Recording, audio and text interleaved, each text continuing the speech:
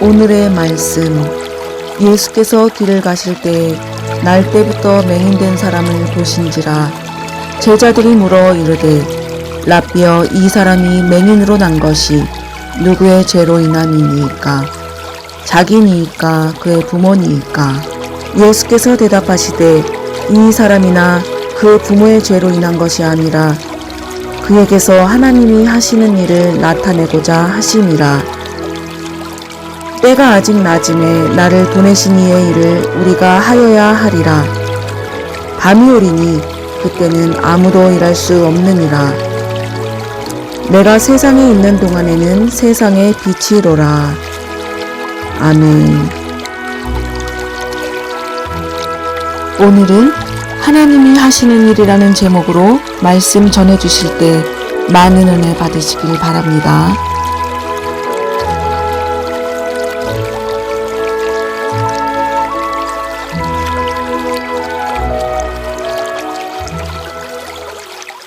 오늘의 말씀 제목은 하나님이 하시는 일이라는 제목으로 말씀을 전하겠습니다. 대기업 총수랑 그 대기업에 이제 막 입사한 엘리트 신입사원이랑 둘 중에 누가 더 머리가 좋을까요? 아마 어려운 수학 문제를 풀려고 하면은 이 신입사원이 훨씬 더 잘 풀 수도 있을 겁니다. 하지만 그런 것 가지고 IQ가 더 좋다고 해서 이 신입사원이 머리가 더 좋다고 할 수가 없겠죠. 아마 머릿속에서 전반적으로 움직이는 것은 이 신입사원이 상상도 할 수 없을 정도로 대기업 총수는 머릿속에 큰 그림을 그려놓고 하나하나 퍼즐을 맞춰 나가고 있을 겁니다. 그래서 아무리 좋은 의견이라도 신입사원이 주장한다 하더라도 그 큰 그림에 적합하지 않는다면 그 신입사원의 의견은 이루어지지 않을 수도 있다는 것입니다. 우리가 사는 이 세상도 그렇듯이 우리의 생각과 발현과 지혜로는 하나님의 세상과 하나님의 그 큰 그림에는 비교도 되지 않을 정도로 큰 차이가 날 것이라는 거죠. 그래서 우리가 하는 모든 기도를 하나님께서 듣지 못하시는 게 아니라 응답해 주시지 않는 것이 아니라 하나님의 방법으로 하나님의 때에 하나님의 뜻대로 이루어지는 모든 것, 심지어 무응답까지도 응답이라고 할 수 있다는 것입니다. 즉 우리의 기도는 하나님께서 못 듣고 계신 게 아니라 다 듣고 계시는데 응답이 우리의 바람과는 달랐을 뿐이라는 것이죠. 그러니까 우리의 모든 기도는 모두 다 응답이라고 받고 있다고 해도 틀린 얘기가 아닐 겁니다. 이처럼 우리의 생각과 하나님의 원대하신 생각과는 아주 큰 감히 비교도 되지 않을 정도로 커다란 차이가 있다는 것을 인정해야 한다는 것이죠. 그래야 오늘 본문에서 좀 더 이해하기 쉬울 것 같습니다. 오늘 본문에서도 하나님께서 하신 일이 있는데요. 그런데 그 일이 우리 인간의 상식과는 많은 차이가 나는 것을 볼 수가 있어요. 즉 우리 관점에서 볼 때 하나님께서 아주 비상식적인 일을 하고 계시다는 거죠. 오늘 보면 기억나시죠? 태어날 때부터 맹인으로 태어난 사람이 있었어요. 사람들이 묻습니다.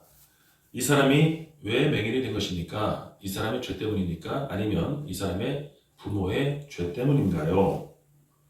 당시 유대인들은 몇 개의 구약 말씀들을 통해서 죄가 부모로부터 상속이 된다든지 또는 모든 질병은 죄의 결과라고 오해하고 있었기 때문에 이런 질문이 나온 거죠. 그래서 예수님께서 아주 깔끔하게 정리해 주십니다. 이 사람은 자신이나 부모의 죄 때문에 맹인이 된 게 아니라 그 사람을 통해서 하나님의 일을 하시기 위함이다 라고 선포하십니다. 지금 이게 우리가 남의 일이라고 아무렇지도 않게 가만히 듣고 앉아 있는데요. 그 당시 맹인의 삶을 한번 생각해 볼까요? 요즘 맹인들은 거의 다 까만 선글라스를 끼고 다니시는 거 아시죠? 왜 그러시는지 아세요? 우리처럼 그냥 살짝 눈만 감고 있는 그런 일반적인 눈이 아니라 사실 아주 흉측하거든요. 그래서 이 성경의 맹인도 요즘처럼 어그러져서 흉한 눈을 검은 선글라스로 가리고 훈련이 잘 된 세퍼트가 안전하게 길을 안내하고 사람들이 길을 양보해주면서 살았을까요? 만약 요즘처럼 살았다 하더라도 본인 스스로 아주 비참하고 힘든 삶이 될 거라는 거죠. 더군다나 그 옛날 미개한 시대에 맹인으로 살았다는 것은 거의 인간 취급도 받지 못했던 그런 삶을 살았을 텐데 그 비참한 삶을 살았던 사람 앞에서 이건 하나님의 일을 나타내기 위해서야 라고 한다면 그 사람이 그러셨구나, 그런 심오한 뜻이 있었네 라고 이해할 수 있었을까요? 하나님의 일 좋아하시네, 세상의 빛 웃기시네, 아마 이렇게 생각해야 정상적인 사람 아닐까요? 그런데 가만히 보면 지금 우리도 이러고 있지 않을까요? 이런 생각을 하고 있기 때문에 우리 마음속 깊은 곳에는 아직도 믿음이 여전히 자라나지 못하고 있는 것은 아닐까 하는 것입니다. 아니, 하나님이라는 분이 자신을 드러내신다고 불쌍한 사람을, 한 사람의 삶을 이렇게 마구마구 짓밟아도 되는 거야? 불쌍한 나를 이렇게 그냥 내버려둬도 되는 거냐고. 정말 이 믿음이라는 것은 진짜 어려운 것 같아요. 그럼 이렇게 믿음이 왜 어려울까? 먼저는 우리가 머릿속에서 여전히 정립이 안 돼 있어서 그런 것 같아요. 무슨 얘기냐면 이런 생각들의 근본은 하나님을 하나님으로 인정하지 못하고 있어서 그렇다는 것입니다. 우리가 하나님에 대한 정확한 정립이 되어 있지 않다는 거예요. 지금 우리가 예배에 임하고 있는 우리 자세만 봐도 알 수 있어요. 우리 마음속에는 때로는 하나님이랑 나랑 정신세계가 동급으로 생각하고 있기 때문에 아무리 하나님이라도 나한테 함부로 하면 참을 수가 없다는 것이죠. 아무리 하나님이라도 나한테 그러시면 안 된다고 생각하는 거예요. 그래서 불신이 생기는 것은 아닐까요? 불신이 뭐예요? 믿다가 삐지는 거잖아요. 하나님이 우리랑 친구예요. 마음먹어도 되는 건가요? 이게 무슨 신앙이고 이게 무슨 믿음이겠습니까? 족보가 완전히 꼬여버립니다. 위아래가 없어졌어요. 고작 인간의 수준으로 앞뒤를 맞추려는 논리적인 개통 철학으로 합리적이라는 주장 앞에서 점점 갈수록 위아래가 없는 사람들이 나타나면서 믿음도 합리적인 것을 기대하고 믿기 때문에 믿음이 변질되고 있다는 것입니다. 오늘 본문 역시 맹인이 눈을 뜨는 데에는 초점이 맞춰져 있지 않아요. 물론 이후의 말씀에는 예수님께서 맹인을 실로암 못을 통해 고치시는데 이 모든 치유의 과정이 너무나 허술하고 너무 형식적이지 않습니까? 우리가 좋아하는 논리적으로 합리적인 방법은 먼저 이 맹인의 환자의 진맥을 잡아본다든지 집안에 내려오는 병은 없었는지 약에 알레르기는 없는지 요즘 어떤 약을 먹고 있는지 충분히 검사해보고 고쳐야 하는 거잖아요. 그런데 장난도 아니고 땅에 침을 뱉고 더럽게 진흙을 만들고 그 위생적인 것을 눈에 바르고 또 청결하지 못한 실로암 연못에 가서 씻게 하고 그냥 차라리 예수님께서 눈 떠 이 한마디면 충분하지 않았을까요? 그런데 지저분하게 이게 뭐예요? 이 모든 게 하나님의 일에 포함되어 있다는 것을 말씀하고 있다는 것입니다. 무슨 얘기냐? 하나님의 일에는 굳이 이런 구차한 모든 하나하나 과정의 일까지도 소소하게 순종을 하느냐 못하느냐 그런 최종적인 것들까지 모든 것을 다 이루어야 완성이 된다는 것입니다. 즉 땅에 침을 뱉고 진흙을 만들고 눈에 바르고 연못에 가서 씻고 이 모든 것을 그대로 인정하고 수용하고 순종하는 우리의 모든 과정들을 통해야만이 하나님의 일이 이루어진다는 것입니다. 여기까지만 봐서는 아직도 좀 덜 풀린 것처럼 이해가 안 된다면 이어서 4절, 5절 말씀을 함께 보도록 하겠습니다. 4절, 5절 같이 읽어볼까요? 시작. 때가 아직 낮음에 나를 보내신 이의 일을 우리가 하여야 하리라. 밤이 오리니 그때는 아무도 일할 수 없느니라. 내가 세상에 있는 동안에는 세상의 빛이로라. 아멘. 계속 띄워주시고요. 자, 이 말씀은 예수께서 하신 말씀이죠. 잘 보세요. 다행히 지금은 하나님의 일을 할 수 있는 낮인데 지금 이 낮에 하지 않으면 밤에는 아무도 하나님의 일을 할 수 없다고 말씀하십니다. 좀 더 구분해 볼게요. 첫 번째로 하나님의 일은 낮에만 할 수 있다고 말씀하시는 것입니다.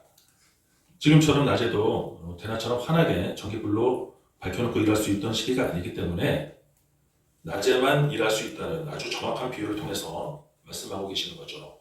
두 번째로는 다행히 지금 너희들이 할 수 있는 기회가 주어진 낮이라는 것을 강조하고 있습니다. 4절 시작을 때가 아직 낮음에 지금 기회이고 찬스라는 것입니다. 그러니까 지금 하지 않으면 기회를 놓쳐버리는 억울하고 바보 같은 일은 없다는 것이다. 기회를 베풀어 주시겠다고 하신 말씀이신 거죠. 그리고 세 번째로 우리에게 주어진 시간이 지나가면 절대로 할 수 없는 시간이 온다는 거예요. 우리의 의지와 상관없이 반드시 밤이 온다는 것입니다. 올 수도 있고 안 올 수도 있는 게 아니라 온다는 거예요. 아무도 누구도 밤엔 할 수 없다. 영적으로 보자면 이미 어두운 지옥에 떨어지고 나서는 절대로 돌이킬 수 없이 이미 끝인 거다. 그리고 네 번째 5절에 보시면 예수님이 계시는 동안에는 밤이 오지 않는다. 그러니까 예수님과 함께 하지 않으면 안 된다. 지금이라도 밤이 올 수도 있지만 예수께서 우리에게 기회를 주시기 위해 오셨고 계시기 때문에 예수님이 계실 때 지금 하지 않으면 기회가 없다는 반복된 사랑을 베푸시는 것입니다. 주님은 빛이시기 때문에 주님이 계시는 한 어둠이 올 수 없다는 것이죠. 즉 우리에게 여전히 어둠이 있다면 그건 우리 안에 주님이 계시지 않다고 볼 수도 있다는 것입니다. 자, 이 맹인 한 사람을 통해서 우리가 깨달을 수 있는 기회를 주시겠다는 것이죠. 안타깝지만 누군가는 희생이 되어지지 않고서는 깨닫지 못하고 회복되지 못하는 구조. 어디서 많이 보던 구조가 아닌가요? 예수님 자기 자신이 직접 스스로 굳이 하지 않아도 되는데도 불구하고 우리 모든 인류의 사람들을 구원하시기 위해서 직접 어린 양으로 제물이 되어주셨다는 것이죠. 그래서 다른 사람들은 이런 말을 할 수 없더라도 예수님은 당당하게 이렇게 하실 수 있다는 것입니다. 이 천국의 구조를 순종으로 깨달으시기를 축원합니다. 이런 분이시기 때문에 한 사람이 비참한 삶이 되더라도 그 한 사람을 통해서 하나님의 일을 알게 하실 수 있다는 것이죠. 그만큼 하나님의 일을 나타내서 알게 하는 것은 위대한 일인 것이고 꼭 필요한 일이고 희생이 동반되어야 한다는 사실을 일깨워주고 계십니다. 그래서 사랑과 믿음은 희생이 동반되지 않고서는 불가능하다는 것을 말씀하고 있습니다. 그래서 사랑이 부족한 우리의 믿음이 아직도 멀기만 한 것이고요. 오늘 본문에 제목을 붙여보자면 흔히 실로암의 맹인, 이 사람이 주인공이 아니라 하나님의 일을 나타내는 과정의 모습, 더 짧게 하면 하나님의 일이 주인공이 되어야 더 정확할 수 있다는 것입니다. 오로지 하나님의 일을 완성시키는데 사람이라 할지라도 그 어떤 것도 도구로 쓰일 뿐이라는 것을 믿음으로 순종해 나가야 할 줄 믿습니다.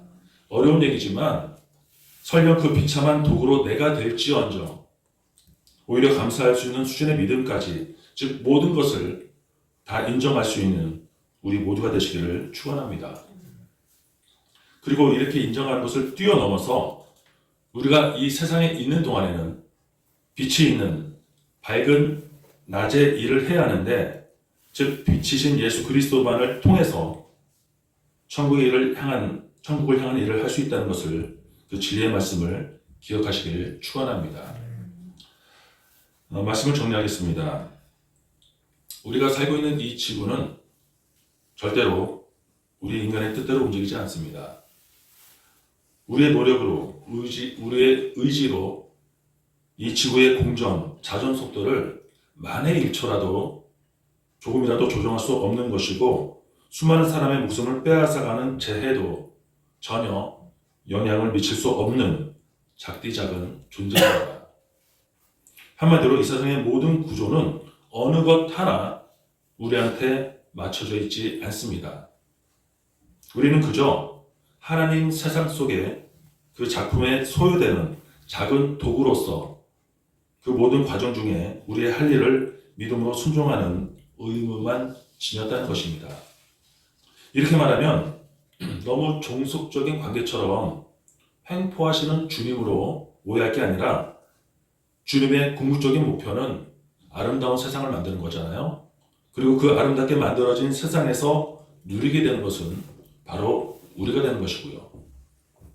하나님의 아름다운 그 큰 그림을 완성하기 위해 살아갈 때에 우리가 분담할, 우리에게 주어진 삶의 무게를 고스란히 순교하는 믿음으로 견뎌내면서 완성하는 데 힘쓰는 것이 우리의 임무이면서, 의무가 될 때 그 모든 은혜는 고스란히 우리가 받게 되어 있다는 것을 믿으시기를 축복합니다.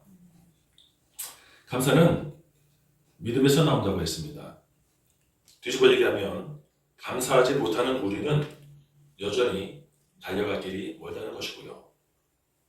다만 그 달려갈 길을 제대로 가는 방법은 빛이신 예수 그리스도를 따라갈 때 완성될 줄 믿습니다. 우리가 이해되지 않는다고 믿으며 바닥 보이는 소리를 할 게 아니라, 하나님의 귀하고 온전하신 일을 전심으로 완성해 나가는 저와 여러분들이 되시기를 주님의 이름으로 축원합니다.